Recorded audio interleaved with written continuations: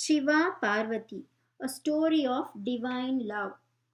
Shiva's father in law Daksha, for some reason, disliked him and never lost an opportunity to insult him.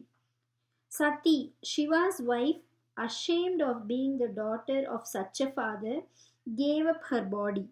After Sati's death, Shiva went back to his meditation on the Himalayas.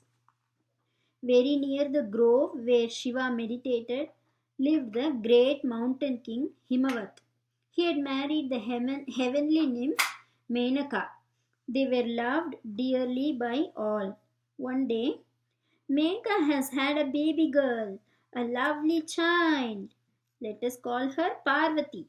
Nature too rejoiced at Parvati's birth. Parvati was really Sati who had been reborn, but this time to a father she could be proud of and who was proud of her. Such a beautiful child she is. Hush! Do not provoke the evil spirits. She was as lively as she was lovely and had many friends. Parvati, catch! Ha ha! You missed again. I've had enough of this game. Come, let's go home and play with our dolls. The years flew by, and Parvati grew up to be a beautiful maiden. Parvati, my child, it's time you were married. Mother, that night it is high time we found a husband for Parvati. I know, but I cannot think of anyone worthy enough. Himavat doted on his daughter. Only the best was good enough for her.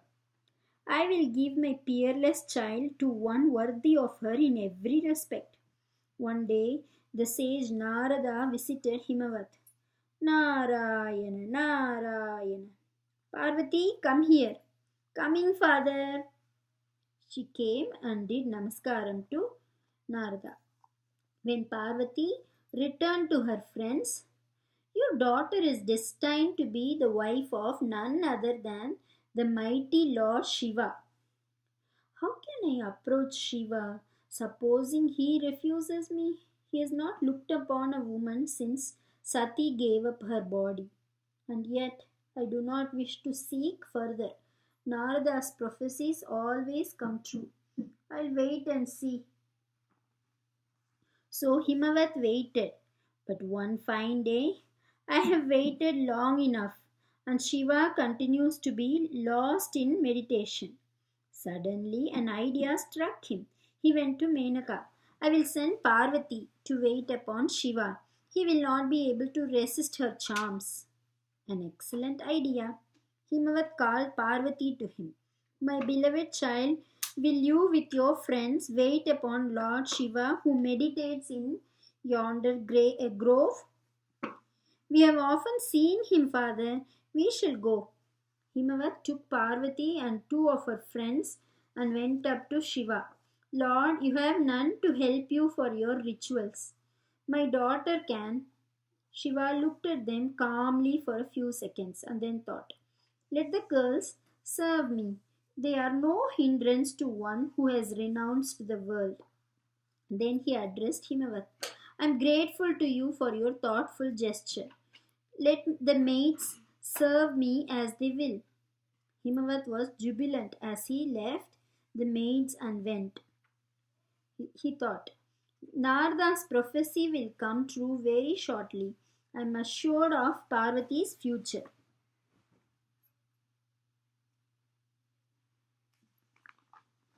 Parvati began to attend on Shiva. Parvati, have you collected the flowers for today's worship? Here they are, Lord. Parvati, come on, let us feed the deer. A moment, let me finish cleaning the Lord's prayer seat. She carefully chose the kusha grass for his rites. Come, come farther. The best grass grows there. Oh, Parvati, we are tired. She fanned him gently when the day grew warm. Parvati, haven't you finished? Come. My friends call me, but I would rather serve the Lord. When I am tired, I only have to gaze at the pale moon on his forehead, and I am revived. What power is this? Thus Parvati grew to love Shiva with all her heart. Meanwhile, there was trouble in heaven. The gods, led by Indra, came to Brahma. Welcome, my sons. But why do you look so sad and gloomy? Indra signaled to Brihaspati, their chief priest, to speak. Taraka, the wicked Asura, has become a menace. He has seized heaven, our abode, and is terrorizing our people. Indra stepped forward. I even sent him gifts to flatter him and win his goodwill. Then Brahaspati continued. But the more we try to please him, the more ruthless he becomes. He has laid waste all our beautiful gardens, and our captive womenfolk tearfully fan him while he sleeps. We have come to ask you to give us a chief who will lead us against him. Brahma was helpless. Dear sons, much as I want to help you, I can't. Taraka has become powerful by virtue of the boon I once granted him, so I cannot destroy him. But he had a solution. Shiva is destined to marry Parvati. Go, make him aware of her beauty. Then Brahma promised, the son born after their wedding will be your warlord and kill Taraka. Indra went straight to Kama, the god of love. What can I do for you, my lord? I want you to lure Shiva into marrying Parvati. It shall be done. Come, Rati, my beloved wife, and Spring, my bosom companion. Let us go to Shiva's grove. But as they approached Shiva's grove and Kama saw the mighty Shiva, my courage fails me. At that moment, Parvati passed by and Kama regained courage. With such an ally, I cannot fail. Parvati bowed and placed some flowers before Shiva, who had just come out of a divine trance. May you be blessed, sweet maid, with a husband who loves none but you. Shiva has spoken, and he cannot lie. I am so happy. Parvati was about to place a lotus garland around Shiva's neck when Kama, the time is ripe. Kama's arrow found its mark. What a beautiful creature is she who serves me. Why have I not been aware of this? Why do I blush when the Lord looks at me? I feel strange. But with a great effort, Shiva brought his emotions under control and looked around. Who has dared disturb the peace in my soul? He saw Kama and anger filled his being. He looked at Kama and that god was burnt to ashes. One look at him and Rati fainted. Without so much as looking at Parvati, Shiva left the grove. Parvati was overcome with grief and shame. Not only have I loved in vain, but my beloved has spurned me before my playmates. Himavat came and Parvati ran to him. He held her tenderly. Dear child, father, they made their way homeward, slowly and sadly. In the meanwhile, Rati woke up from her faint. Of what use is life to me when my Kama is dead? It were better I too died and joined him.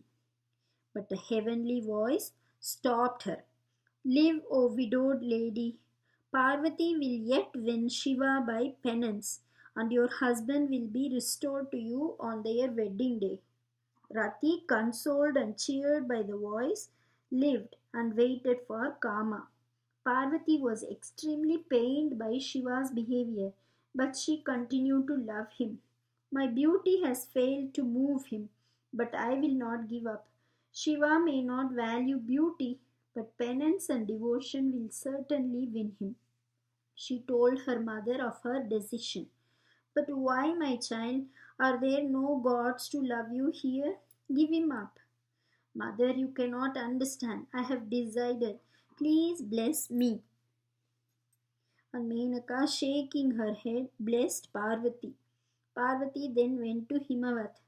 Father, give me your consent and a grove that I might spend my days in penance and prayer. So be it, my beloved child. Casting off her fine clothes and jewellery, Parvati entered the grove her father gave her. The deer in the grove loved her. She slept on the cold, damp ground and barely ate anything. Do you fail to understand my love? I don't believe it. Perhaps you wish to try me further. As she performed her rites, the hermits nearby often came to watch and marveled.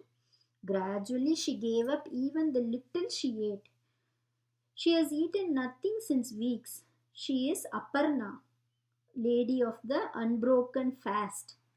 I will subsist on your name resting on my lips. She sat in an icy pool, her lips quivering and concentrated on her Lord. Truly, she is the ascetic of ascetics. Your image fixed in my heart shall warm me. Many years passed, but Parvati never once gave up hope.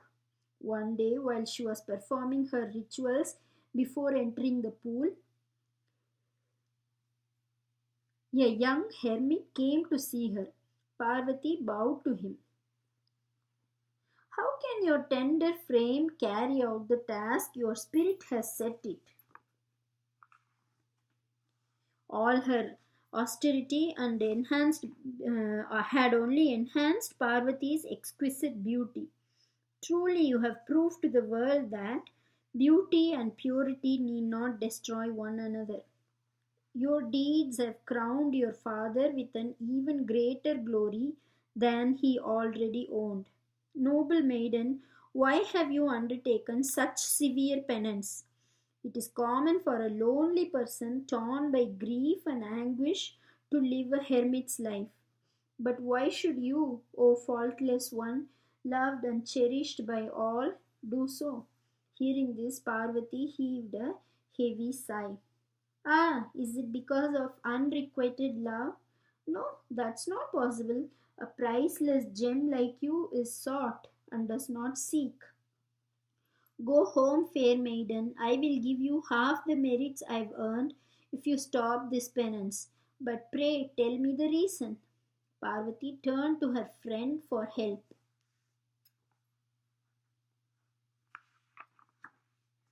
The maid told all. She had set her heart on winning Shiva's love. She failed to win him by her beauty, so she decided to do it by penance and austerity. She often cries out to him, but Shiva has remained deaf to her appeals. The hermit turned to Parvati. Is this true, or is your friend joking? O Holy One, it is true. I adore great Shiva. I am sure I will win his love by my penance and devotion.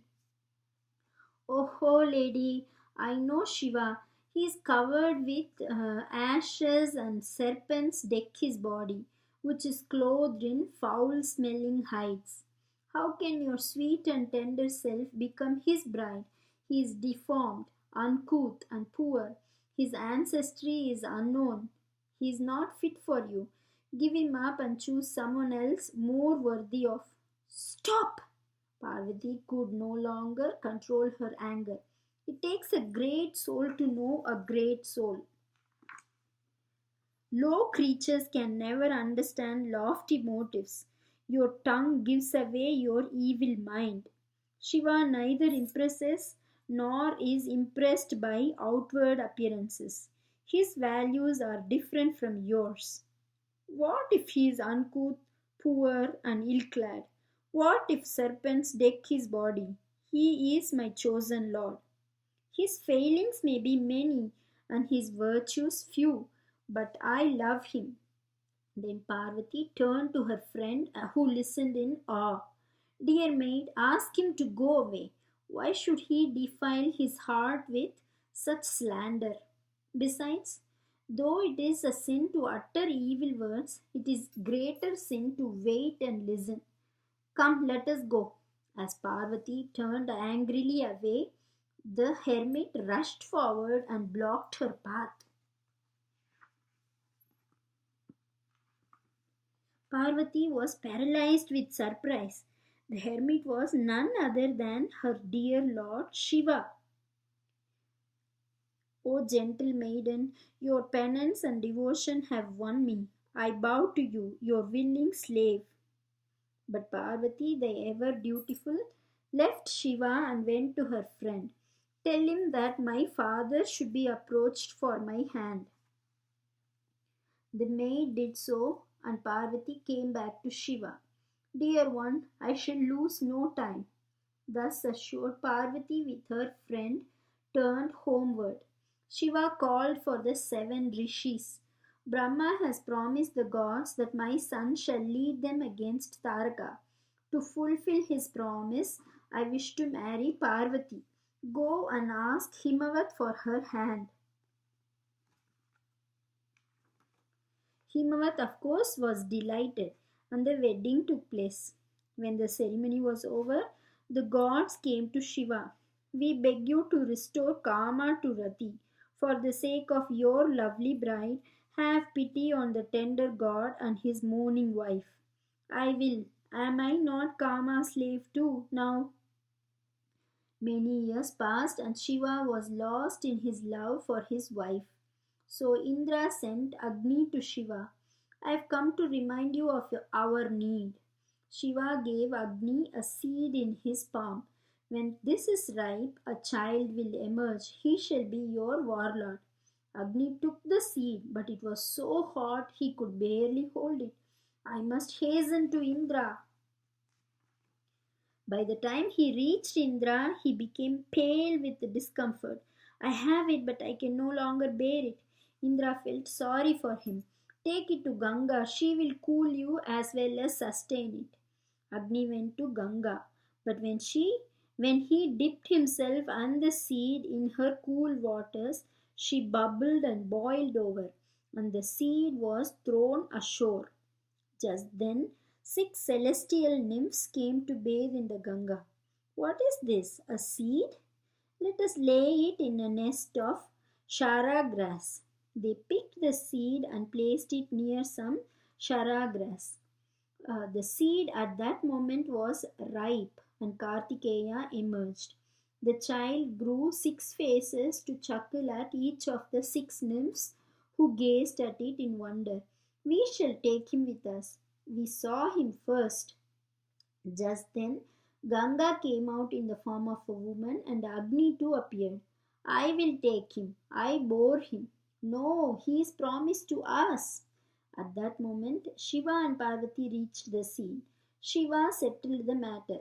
Who else but Parvati is the fit one to bring up a child destined to lead the gods? Parvati picked the child up tenderly and clasped it to her, and led by Shiva, returned to Mount Kailash. In time, Kartikeya grew up and led the gods in a fierce battle against the evil Taraka and slew him. Indra was restored to the throne, and happiness reigned once more in heaven.